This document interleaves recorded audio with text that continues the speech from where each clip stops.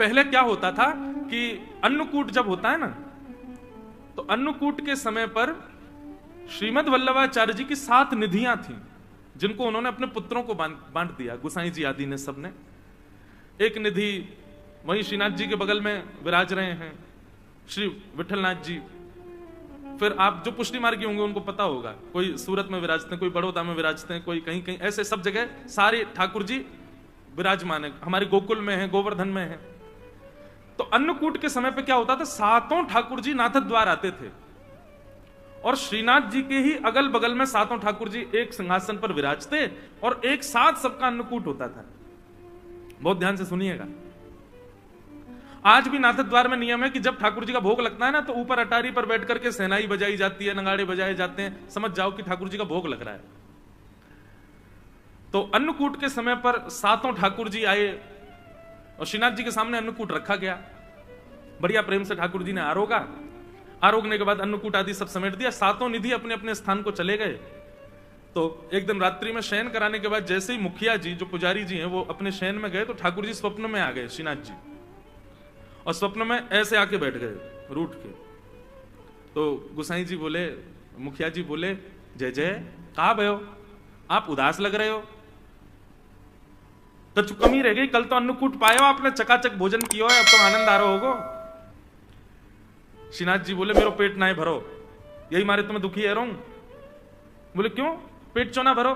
बोले अब इतनी सारी सामग्री सामने रखी, लेकिन वो 7 मेरे बगल में बैठे, एक यहां बैठो, एक वहां बैठो, सबरे इतने सारे बैठे, मुझको तो खावे में संकोच आ रहा, मैं खा रहा हूं तो मुझको यूं लग रही, यूं सोच रहा हूं कैसे खा रहा है, कैसे भर भर के खा रहा है, या हमारे में तो आराम। अब जैसे आप भोजन करो, निश्चित है रेस्टोरेंट में जब जाते हैं भोजन करने तब की स्थिति और घर में जब करते हैं तब की स्थिति अलग होती है। कई लोग होते हैं बाहर जाएंगे तो चम्मच लेंगे, जे लेंगे और बड़े ऐसे खाएंगे जैसे कितने साफ सुथरे हैं, और घर में जब आ जाते हैं तो बनाए महाराज चावल के पहाड़, बीच में कर दिया गड्ढा, उसी में सब्जी, उसी में दाल, उसी में पापड़, उसी में दही। एक हमारे साथ एक पंडित जी हैं, वो विचित्र हैं, वो चावल में दाल डालते हैं, फिर घी डालते हैं, फिर चीनी डालते हैं। दाल चीनी, घी चीनी डाल के कौन खाता भाई, हैं विशिष्ट ऐसे ऐसे पंडित जी हमारे। तो जब आप सहजता में प्रेम से खा रहे होते हो तब आप ये विचार नहीं करते कहां गिर रहा है, कहां कैसे, आप बस पाते हो प्रेम से। लेकिन 4 लोग बैठे हो तो निश्चित है कि आपका मन भी होगा तो आपको नहीं नहीं बस ठीक है, इतना ही रहने दो। ठाकुर जी बोले, मेरो पेट ही ना भरो, मुंह क्यों लग रही, जन कहा सोचेंगे सबरे अगल बगल में बैठे। बोले कैसे भर भर खा रहा है। श्रीनाथ जी से कही, बोले आज्ञा करो जय जय, फिर कहा करूं। बोले एक काम करो, मेरो एक और अन्नकूट करो, और अब की बार कोई को बताइयो मत, एक गुपचुप अन्नकूट करो। और सुनो, ये जो तुम अटारी पे नगाड़े वारे बैठा दे, कहो सबरी पूरी दुनिया पे तो चल जाए कि मैं भोजन कर रहा हूं, इनको भी अंदर कमरा में बैठा दो, कोई को पता नहीं चलना चाहिए मेरा अन्नकूट है रो। तो इसलिए नाथ द्वार में आज भी 2 बार अन्नकूट होता है। एक बार तो पूरे विश्व को पता रहता है कि ठाकुर जी का अन्नकूट हो रहा है, और एक बार पड़ोसियों को भी नहीं पता होता और श्रीनाथ जी का अन्नकूट हो जाता है। तो उस अन्नकूट का भाव क्या, बोले ठाकुर जी प्रेम से पाते हैं अकेले बैठ करके। इसलिए भैया पर्दा किया करो, ठाकुर जी को अपनी प्राइवेसी चाहिए, उनको अच्छा लगता है।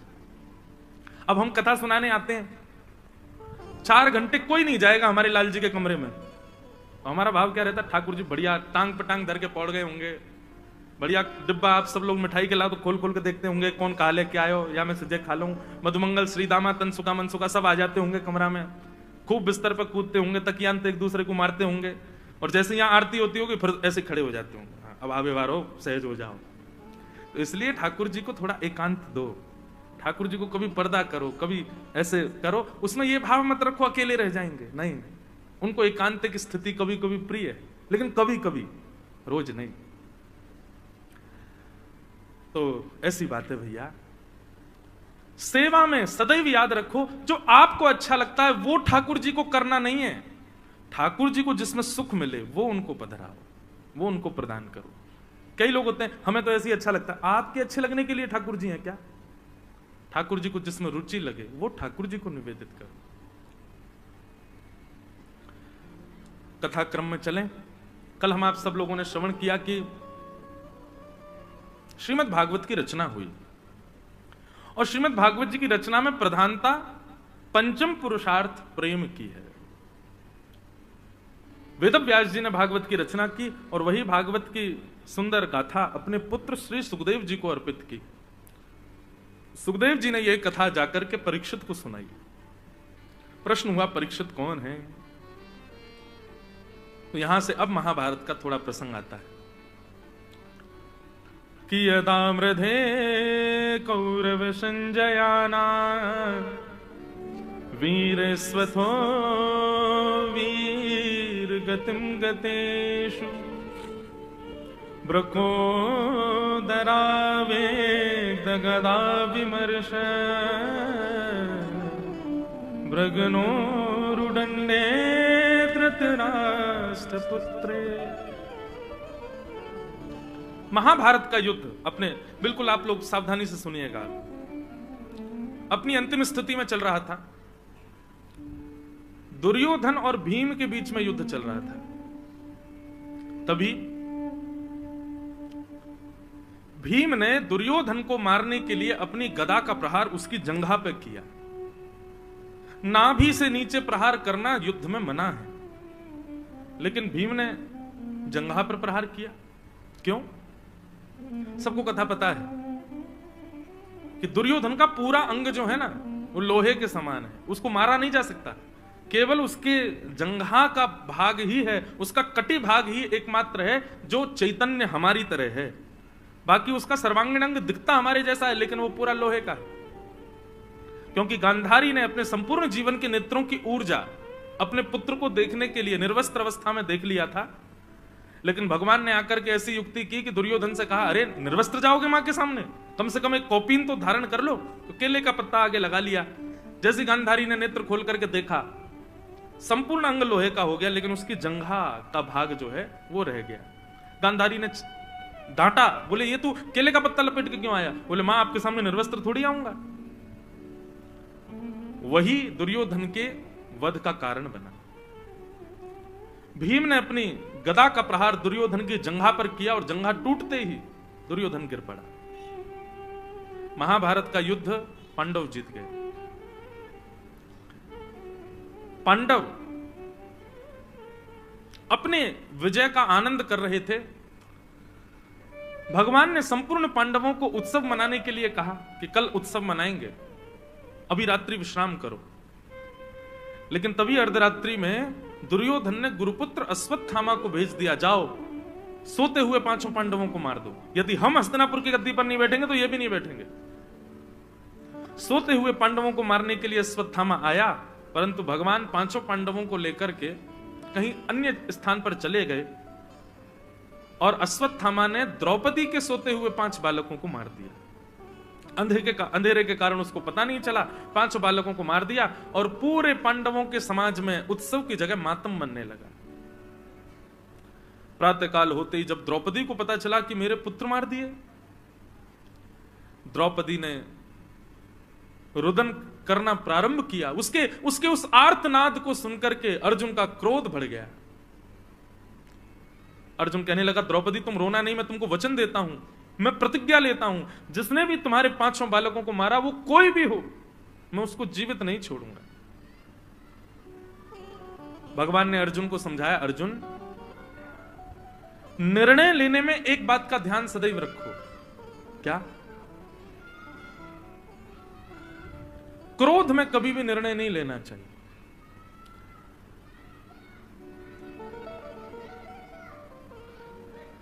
सब लोग सावधानी से सुनो, इधर देखो। क्या बता रहा था मैं? क्रोध में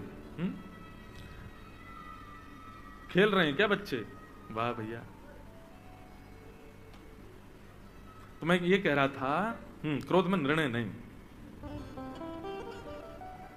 जो लोग कहते हैं महाराज जी क्रोध कम करना चाहते हैं, क्या करें, क्रोध कैसे कम होगा? 2 उपाय हैं। पहला, जैसे ही क्रोध आए मौन हो जाओ। भाई थोड़ा तो कुछ करना पड़ेगा। अब आप चाह रहे हो कि कोई जड़ी बूटी मिल जाए उससे क्रोध कम हो जाए, तो ऐसे तो होगा नहीं। थोड़ी प्रक्रिया तो आपको करनी पड़ेगी। तो जब क्रोध आए तब मौन हो जाओ, बोलो नहीं।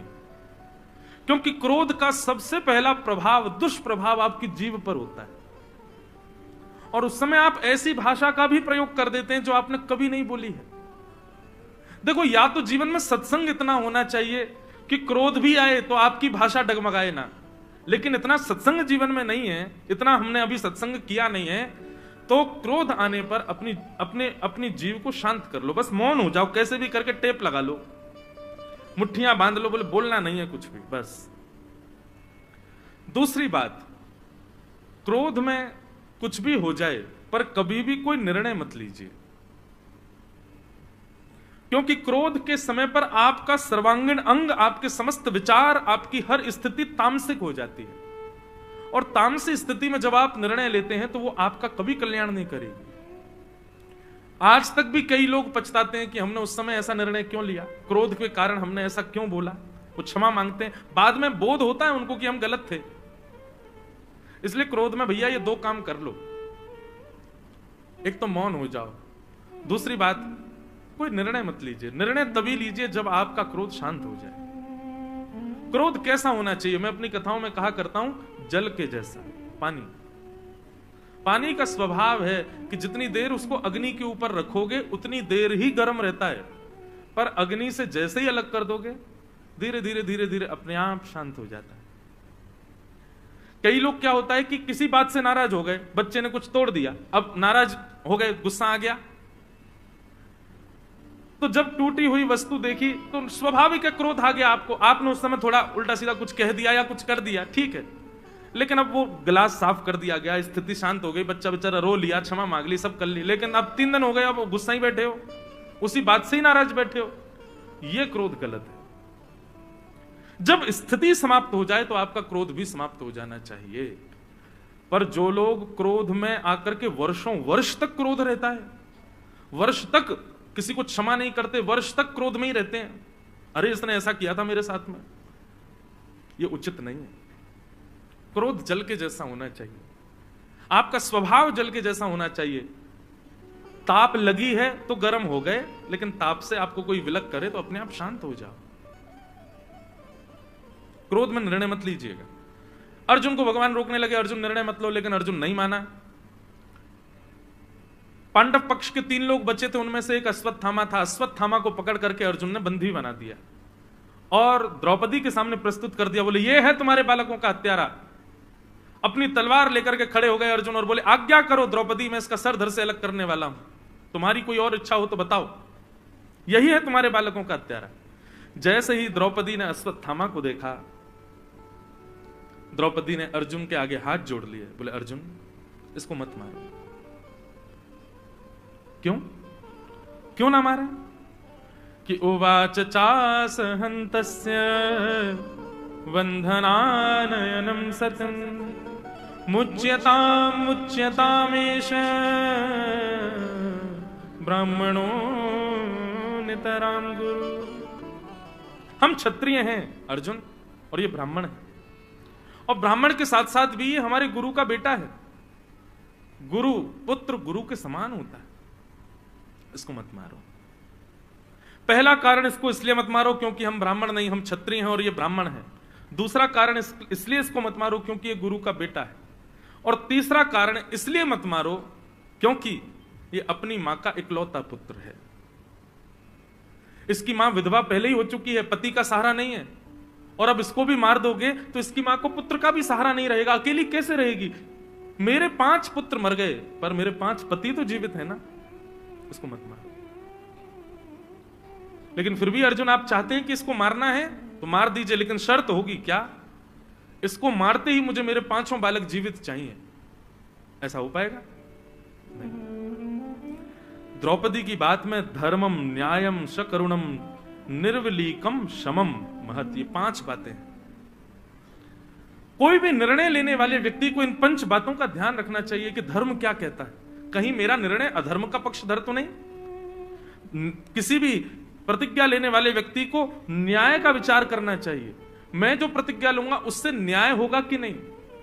तीसरी बात, अपनी किसी भी प्रकार की प्रतिज्ञा में दया को जरूर स्थान दीजिएगा, थोड़ा दया पक्ष भी रखिएगा, निर्दयी मत हो जाइएगा।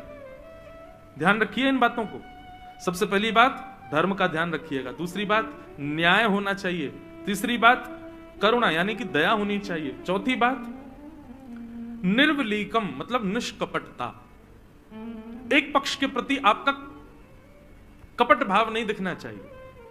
और पांचवी बात, समत्व, दंड का अधिकारी अपना पुत्र भी हो तो दीजिए, वहां पर आप मोहवश उसको मुक्त कराने का प्रयास मत कीजिए।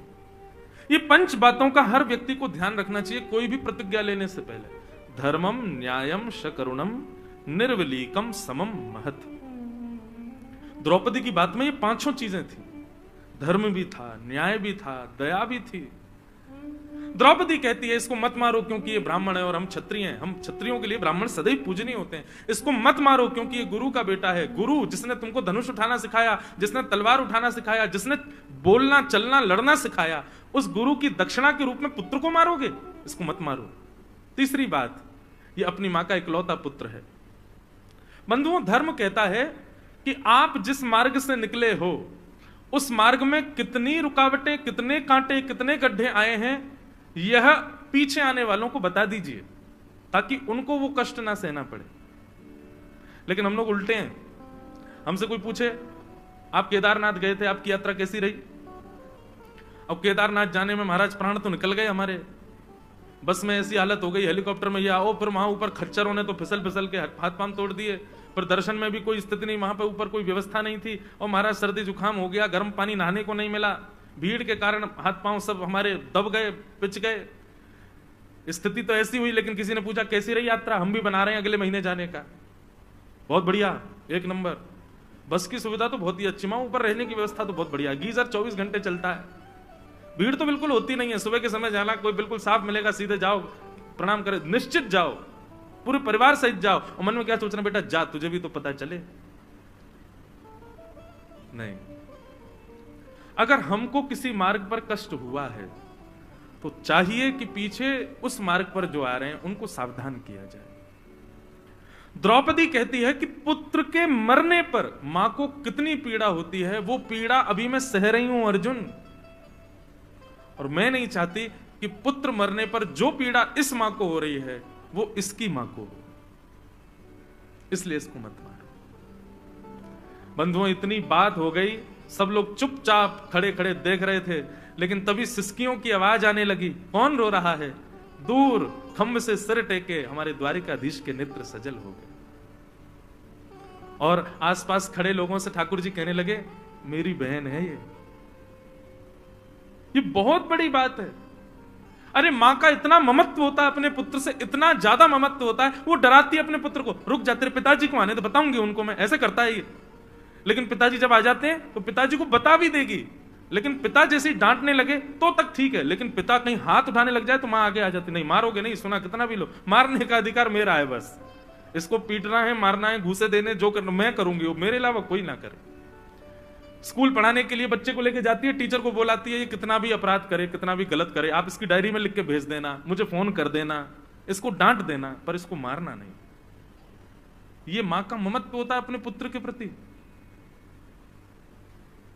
उस मां के निर्दोष 5 बालक मार दिए गए, और वो मां हत्यारे को सामने देख करके कह रही है कि इसको छोड़ दो। ये बहुत बड़ी बात है, ये सामान्य बात नहीं है, ये साधारण बात नहीं है बंधु। ठाकुर जी इतने प्रसन्न हो गए द्रौपदी से, इतने प्रसन्न हो गए। बंधुओं, एक बात याद रखना, आपके घर में अनुकूलता है तब आप कुछ अच्छा करो, ठाकुर जी उससे प्रसन्न नहीं होते। प्रतिकूल स्थिति आवे और उसमें भी आप अपना धैर्य ना खो, तब ठाकुर जी प्रसन्न होते हैं। अनुकूल स्थिति में तो सब धैर्यवान हो जाते हैं, प्रतिकूल स्थिति में होके दिखाओ। आप जिस मंजर में नहीं रह सकते उसमें भी अपने आप को शांत रख करके दिखाओ, अपने आप का। अब एक कथा है तो हंसी की, पर एक बात है, वृंदावन में एक संत ने मौन व्रत धारण करने का नियम ले लिया, मैं मौन रहूंगा। कब तक मौन रहोगे? बोले 14 वर्ष तक मौन रहूंगा। 12 वर्ष उनके मौन में निकल चुके थे, लेकिन वो महात्मा क्या करते थे? मौन थे पर हाथ में डायरी पेन लेके चलते थे, और उनको जिसको कुछ कहना होता था लिख करके उसको दे देते थे। किसी को गाली भी देनी होती थी लिख के दे देते थे। ऐसा मौन था उनका। अब संतों में भी आपस में एक दूसरे से आनंद तो लेते ही हैं। एक बार वो महात्मा किसी पंगत में बैठे थे भोजन करने, उनको गुलाब जामुन बड़ा प्रिय था। तो गुलाब जामुन वाले से दूसरे संत ने जाके कहते, बोले सुन, सबको गुलाब जामुन देना, वो मौनी बाबा बैठे उनको मत दियो।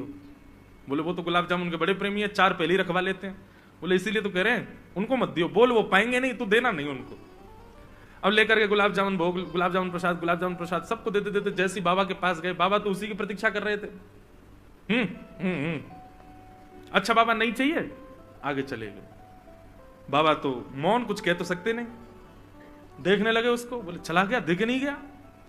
घूम करके बेचारा पूरी पंगत में फिर से जैसे ही आया, तो बाबा ने पूड़ी भी नहीं खाई, अभी ऐसे ही बैठे थे तान के, बोले अब के दे के जाएगा। जैसे ही आया, बाबा गुलाब जामुन, अच्छा अभी ये नहीं खाया, इसके बाद पाओगे, ठीक है बाबा ठीक है, आगे चले गए। 3-4 बार उस व्यक्ति ने गुलाब जामुन दिखा करके भी नहीं दिया। 5वीं बार जब वो आए तो बाबा क्रोध में तिल मिला रहे थे, बोल सकते नहीं कुछ भी, और बाकी के महात्मा आनंद ले रहे थे, बोले अब आएगा आनंद। जैसे ही गुलाब जामुन लेके आया तो बाबा उसका हाथ पकड़ दिया। अच्छा बाबा ठीक है, अभी थोड़ी देर में लेके आऊं। आगे जैसे निकला, बाबा खड़े हो गए, बोले इधर दे रहा उधर दे रहा, बीच में क्यों नहीं रख रहा, यहां क्यों नहीं दे रहा मेरी पत्तल पर। सब बोले बाबा मौन। बाबा बोले राम राम राम राम, हो गया कल्याण हमारा। 14 वर्ष का मौन 12 वर्ष में टूट टाट गया। सब ने आकर के हृदय से लगाया, बोले अब 12 साल का ही रहने दो बाबा, प्रेम से गुलाब जामुन पाओ। प्रतिकूल स्थिति में अपने आप को संयमित रखना यह परीक्षा है। अनुकूल स्थिति में तो कोई भी रह लेगा, अनुकूल स्थिति में तो अपने ऊपर संयम कोई भी कर लेगा, प्रतिकूल में करके दिखाओ। जब दूसरों पे आती है तो सब उपदेश देने पहुंच जाते हैं, ऐसा करो अरे राम राम, ऐसा नहीं तुमको ऐसा करना था, ऐसा नहीं तुमको ऐसा करना था, ओहो तुमने ये गलती कर दी इसीलिए ऐसा हुआ है। लेकिन जब वही घटना खुद के ऊपर आ जाती है तो सब भूल जाते हैं, हम लोग निकल जाते हैं सब बाहर, कुछ नहीं कर पाते। लेकिन द्रौपदी की कितनी श्रेष्ठ बात, अपने बालकों के हत्यारे के लिए भी वहां पर वो धर्म का विचार कर रही है, न्याय का विचार कर रही है, करुणा का विचार कर रही है, समता का विचार कर रही है, निष्कपटता का विचार कर रही है, एक मां की पीड़ा का विचार कर रही है, उसके ब्राह्मणत्व का विचार कर रही है, वो गुरु का बेटा है इस बात का विचार कर रही है। कोई रीझा हो चाहे ना रीझा हो, पर श्याम सुंदर रीझ गए द्रौपदी से। क्रिया सदैव ऐसी करो जिससे ठाकुर जी प्रसन्न हो। हम लोगों की ऐसी कभी कभी ओछी हरकतें हो जाती हैं कि केवल 4 लोगों को खुश करने के लिए हम वो काम कर देते हैं। नहीं, क्रिया सदैव ऐसी करो जिससे श्याम सुंदर प्रसन्न हो। द्रौपदी पर भगवान रीझ गए। अर्जुन ने भगवान से पूछा, भगवान आप ही बताओ मैं क्या करूं। भगवान बोले, ब्रह्म बंधुर न हंतव्य आतताई बधारह। अर्जुन, ब्राह्मण कैसा भी क्यों ना हो उसको मारना नहीं चाहिए, परंतु बालकों का हत्यारा कोई भी क्यों ना हो उसको छोड़ना नहीं चाहिए। अश्वत्थामा ब्राह्मण है इसलिए इसको मारना नहीं है, अश्वत्थामा छोटे बालकों का हत्यारा इसलिए इसको छोड़ना भी नहीं। अर्जुन समझ गए मुझे क्या करना है, मतलब मृत्यु दंड से भी कोई बड़ा दंड इसको देना है। और बंधुओं आज आप स्पष्ट सुन लीजिएगा, मृत्यु दंड से भी एक बड़ा दंड होता है। क्या? प्रतिष्ठित व्यक्ति का भरे समाज में अपमान। ये मृत्यु दंड से भी बड़ा दंड है। और एक और बात कहें, बहुत सम्मान की इच्छा रखने वाले व्यक्ति के लिए मृत्यु दंड से भी बड़ा है दंड उसका अपमान हो जाना। और ऐसा व्यक्ति जब तक मरता नहीं तब तक अपने अपमान की अग्नि में जलता रहता है। मृत्यु को प्राप्त करने वाला व्यक्ति 5-6 घंटे में फिर भी चिता में जल जाता है, परंतु अपमान के अग्नि में जलने वाला व्यक्ति जीवन पर्यंत जलता रहता है। भगवान ने कहा, ये गुरुपुत्र है, इसको बहुत सम्मान मिला है, इसकी सब रेस्पेक्ट बहुत करते हैं। आज वही समाज इसके सामने खड़ा है जो इसका सम्मान करता है, सबके सामने इसका अपमान करो, यही इसका दंड है। आधी मूंछ, आधी दाढ़ी और आधे केश मूड़ करके अर्जुन ने उसकी ब्रह्म तेज की मणि को निकाल करके धक्के देकर के सभा से बाहर कर दिया। बोले यही उचित दंड है इसके लिए। अश्वत्थामा, अपमान हो गया अश्वत्थामा का। भगवान अब कहने लगे, भैया आप सब लोग अब अपने हस्तिनापुर की गद्दी संभालो, सब लोग व्यवस्थित हो जाओ, मैं द्वारिका जा रहा हूं। जैसे ठाकुर जी द्वारिका के लिए प्रस्थान करने लगे, इतने में ही बंधुओं अश्वत्थामा ने अर्जुन की पुत्र वधू उत्तरा के गर्भस्थ शिशु को मारने के लिए ब्रह्मास्त्र छोड़ दिया। आकाश में ब्रह्मास्त्र देख करके उत्तरा दौड़ी दौड़ी भगवान के रथ के पास गई। भगवान द्वारिका को जा रहे थे कि पाहि पाहि महायोगिन देव देव जगतपते नान्यम तद्भयम पश्ये यत्र मृत्यु परस्परम।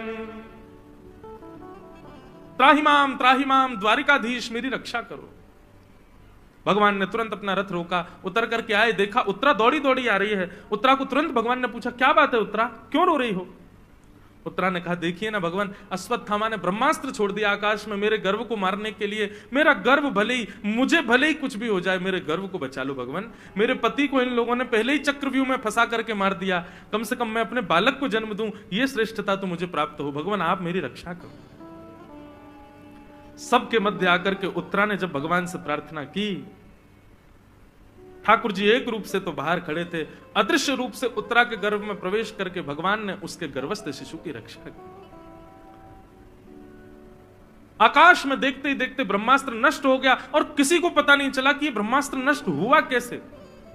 सब लोग आश्चर्य करने लगे, बोले कुछ हुआ तो है नहीं। ठाकुर जी बाहर खड़े हैं, पांचों पांडव अपने स्थान पर खड़े हैं, उत्तरा आकर के भगवान से प्रार्थना कर रही है और केवल इतनी देर में ब्रह्मास्त्र नष्ट हो गया। इस ब्रह्मास्त्र को नष्ट किया किसने?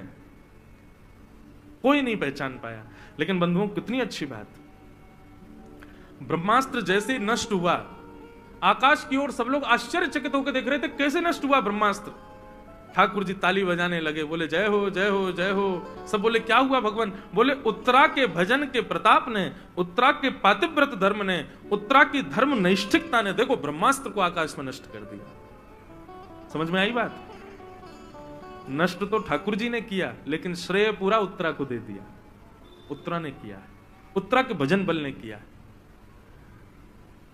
आप जाते हो मंदिर में जाकर के सोने का छत्र चढ़ा करके आए, पूरा मंदिर ताली बजाता, वाह वाह वाह भैया देखो इन्होंने सोने का छत्र चढ़ाया। ठाकुर जी मंद मंद मुस्काते हैं, क्यों? बोले बल तो हमने ही दिया, हमने ही योग्यता प्रकट करी, हमने ही ऐसी व्यवस्था करी कि ये सब छत्र आदि जो भी इसने चढ़ाया या जो भी सेवा इसने की वो ये कर पाया, पर श्रेय सारा इसी को ही मिल गया। ये ठाकुर जी का स्वभाव है बंधु। अब यहां की बात नहीं, पर कहीं भी कोई कथा कराए, बहुत बड़ी कथा हो, दसों हजार लोग आ रहे हैं कथा में, सबका भोजन प्रसाद आदि, तो कई जगह क्या होता है, यजमान लोग आते हैं, महाराज जी कोई अब व्यवस्था तो नहीं मिलेगी। नहीं, आपको पता है महाराज जी 20,000 लोग रोज भोजन कर रहे हैं, सबके लिए एक टांग पर खड़े होकर सबकी व्यवस्था देख रहा हूं। हम मंद मंद मुस्कुराते, मैंने अच्छा जी। आप देख रहे हैं महाराज जी, एक भी श्रोता को कोई दिक्कत नहीं होती, बीच में पानी घूमता है सबके लिए, जल पियो सबके लिए। मैंने देखो क्या बढ़िया एसी लगवाए हैं पूरे पंडाल में। होता है कई जगह लोग बाग ऐसा बताते हैं बहुत। तब मुझे यही प्रसंग याद आता है, करता तो सब ठाकुर जी हैं, पर ठाकुर जी का स्वभाव कैसा है, क्रेडिट हमको ही दे देते हैं कि तुमने किया, पर हमारी सामर्थ्य कुछ नहीं है। और इसका सीधा प्रमाण है हमारे बर्बरीक जी श्री खाटू श्याम जी। उनसे जब पूछा गया कि महाभारत युद्ध का सबसे श्रेष्ठ योद्धा कौन था, युधिष्ठिर अपने धनुष को देखने लगा, मेरा नाम लेंगे? अर्जुन बोला गांडीव धनुषधारी तो मैं ही हूं, मेरा नाम लिया जाएगा। सब लोग अपनी अपनी छाती चौड़ा रहे थे, लेकिन बर्बरीक जी के नेत्रों में आंसू आ गए। बोले महाभारत युद्ध का सबसे श्रेष्ठ योद्धा कोई था तो योगेश्वर कृष्ण। युधिष्ठिर आदि बोले हैं ये कन्हैया? बोले हाँ। अरे आप भूल गए लगते हैं, इन्होंने तो शस्त्र भी नहीं उठाया पूरे युद्ध में। बोले इसीलिए तो आप सब योद्धाओं को तो शस्त्र की भी आवश्यकता है, पर ये बिना शस्त्र के ही सबको मार रहे थे। और वास्तविकता में पूछो अर्जुन, तो जितनों को तुमने मारा वो सब मरे मराए थे पहले से ही। ठाकुर जी ने जिस दिन सोच लिया कि इसकी मृत्यु हो, उसी दिन मर गया, केवल छोड़ रखा कि अर्जुन बाण मारेगा तो श्रेय अर्जुन को मिलेगा। मृत्यु तो पहले हो चुकी थी महाभारत के योद्धाओं की, एक कौरव पहले ही मारे जा चुके। जिस दिन भगवान शांति प्रस्ताव लेकर के गए और दुर्योधन ने कहा सुच्चग्रैवन दास्यामि बिना युद्धेन केशव, सुई की नोक के बराबर जमीन भी युद्ध के बिना नहीं दूंगा, वास्तव में तो ये कौरव उसी दिन मर गए थे सारे। ठाकुर जी सोच लें इसको मारने के लिए कुछ क्रिया करने की आवश्यकता है नहीं, वो सोच भर लें फिर तो मृत्यु निश्चित है।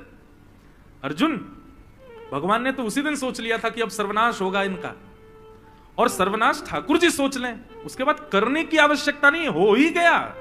लेकिन ये करता छोड़ा था तुम्हारे लिए ताकि श्रेय तुमको मिले। ये सब मरे मराए लाशों को तुमने बाण मारे हैं, ये मर तो पहले ही गए थे।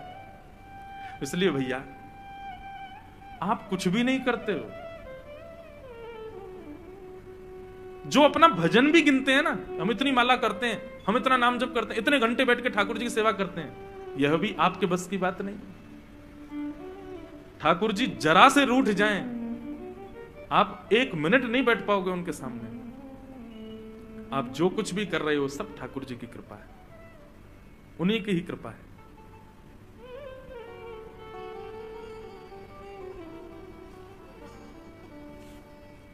भगवान ने श्रेय दे दिया उत्तरा को। सब लोग कहने लगे अरे कैसे ब्रह्मास्त्र नष्ट हुआ? भगवान बोले उत्तरा का पातिव्रत है, ये उत्तरा का भजन बल है, उत्तरा की धर्म निष्ठिकता। उत्तरा तुझको प्रणाम है भैया, तेरे धर्म बल ने देख ब्रह्मास्त्र को नष्ट कर दिया आकाश में। उत्तरा को भी लगने लगा हाँ ये तो जरूर मेरे ही बल से नष्ट हुआ है। ठाकुर जी मंद मंद मुस्काने लगे, सब उत्तरा की प्रशंसा करने लगे, लेकिन कोने में खड़ी कुंती बुआ भगवान को देख रही थी। पास आई भगवान के, ठाकुर जी बोले कहो बुआ, देखो कैसी बहू आपके घर में उत्तरा, इसका भजन बल, इसका धर्म बल, इसकी पातिव्रत सेवा, इस सबके बल से देखिए आज इसने ब्रह्मास्त्र को नष्ट कर दिया। कुंती बोली ठाकुर जी आप कितने चतुर हो, मैं ये गहराई नाप नहीं पा रही हूं, आप बहुत चतुर हो। ठाकुर जी बोले क्यों, ऐसा क्यों कह रही हो? बोले मुझे सब पता है, उत्तरा के गर्भ के शिशु को उसके धर्म बल ने नहीं बचाया। यदि उसका धर्म बल भजन बल में इतनी सामर्थ होती ना तो अभिमन्यु जीवित खड़ा होता यहां पर। जिस अभिमन्यु को चक्रव्यूह से नहीं बचा पाया कोई, उस उत्तरा का बल इतना हो गया कि वो अपने गर्भ के बालक को ब्रह्मास्त्र से बचा लेगी, अपने पति को बचा लेती। ये सब आपकी कृपा है। आप एक रूप से बाहर खड़े थे और दूसरे अदृश्य रूप से आपने भीतर प्रवेश किया और भीतर जाकर के अपनी गदा को घुमाया है, उसी के बल से ही ये नष्ट हुआ है और श्रेय दे रहे उत्तरा को। ठाकुर जी तुरंत गए, कुंती बुआ का मुंह बंद कर दिया, चुप रहो बुआ, काय को पोल खोल रही है, लगे रहने दो, देखो सब देखो उत्तरा की प्रशंसा कर रहे हैं। कुंती एकांत में ठाकुर जी को ले गई और बोली अब मेरी बात सुनिए, मुझे आपकी स्तुति करनी है भगवान। और कुंती ने भगवान की प्रथम श्रीमद् भागवत की सबसे पहली स्तुति है कुंती स्तुति। भक्त ठाकुर जी के भेद को पहचान जाते हैं भगवान। ठाकुर जी सबसे छुपा लेंगे अपनी क्रियाओं को, लेकिन एक वैष्णव से नहीं छुपा सकते। ठाकुर जी की हर लीला वैष्णव खोज लेता है। कुंती ने भगवान की स्तुति गाई, बहुत सुंदर स्तुति है कुंती की। कुंती भगवान से कह रही है कि नमस्ये पुरुषं त्वाद्यम ईश्वरं प्रकृते परम अलक्ष्यम सर्वभूतानां अंतर्बहिरवस्थितम। हे नाथ, आप पूरे जगत कारण हो, आप साक्षात भगवान हो, मैं आपको प्रणाम करती हूं, मैं आपको नमस्कार करती हूं। कुंती ने बंधुओं अपनी स्तुति में एक बात सिद्ध कर दी। हम सब वैष्णवों को कुंती संकेत करते हुए कहती है कि एक भक्त भगवान को कुछ नहीं दे सकता, कुछ भी नहीं। केवल एक वस्तु आप ठाकुर जी को दे सकते हो, क्या? दोनों हाथ जोड़ करके सर झुका के आप केवल नमन कर सकते हो। इसके अतिरिक्त जो कुछ भी आप ठाकुर जी को दे रहे हो वो ठाकुर जी की कृपा से आपको प्राप्त है। नमन, नमन का मतलब क्या होता है? अब ये मन मेरा नहीं है ठाकुर जी, ये मन पर वश आपका है, इसलिए नमन।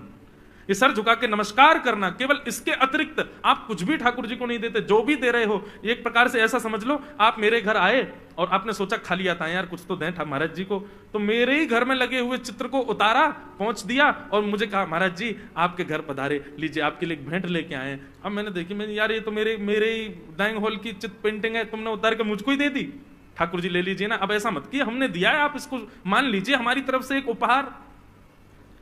यही होता है हमारे और आपके साथ जब हम मंदिर में जाते हैं, प्रसाद चढ़ाएं, फूल चढ़ाएं, पुष्प चढ़ाएं, और सबसे बड़ी बात ये जो लोग 2000 की नोट निकाल के ऐसे घुमाते ठाकुर जी के आगे यूं और यूं घुमा के जब चढ़ा देते हैं तो ठाकुर जी कहते हैं देख बगल में लक्ष्मी खड़ी है मेरे, धन की अधिष्ठात्री, मैंने कृपा करके इसको दिया, मैंने ही कृपा करके इसको इतना बल दिया कि ये पुष्प ला सके। ये पुष्प भी मेरी ही कृपा से प्रकट हुए बगीचे में। ये पुष्प को बनाने वाले मालिक के ऊपर भी मेरी कृपा है।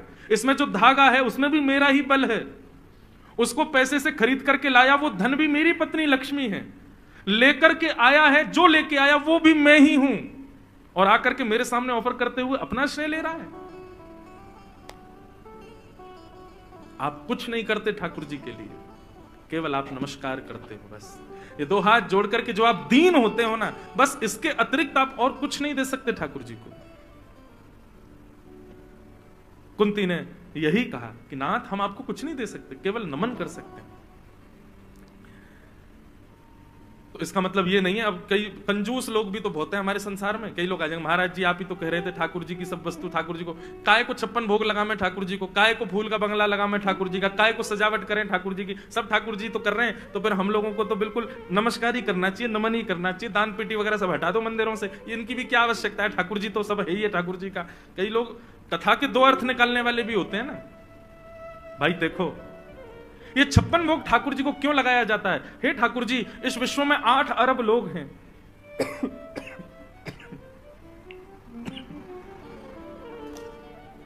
ध्यान से सुनिए। हे ठाकुर जी, इस विश्व में 8 अरब से भी ज्यादा लोग हैं, और 8 अरब से भी ज्यादा तो मानव हैं। उसके अलावा चींटी कितनी, पशु पक्षी कितने, जल के जंतु कितने आदि, और ये सब कितनी मात्रा में है कुछ पता थोड़ी है। परंतु भगवान, ये सारा विश्व आपके गर्भ में रहता है। हम आपको 56 भोग लगा करके ये निवेदित करते हैं, भगवान आप पूरे हमारे 56 भोग को स्वीकार करो। ये 56 भोग आपके जब गर्भ में जाए, पूरा विश्व का कोई भी व्यक्ति भूखा ना रहे। आप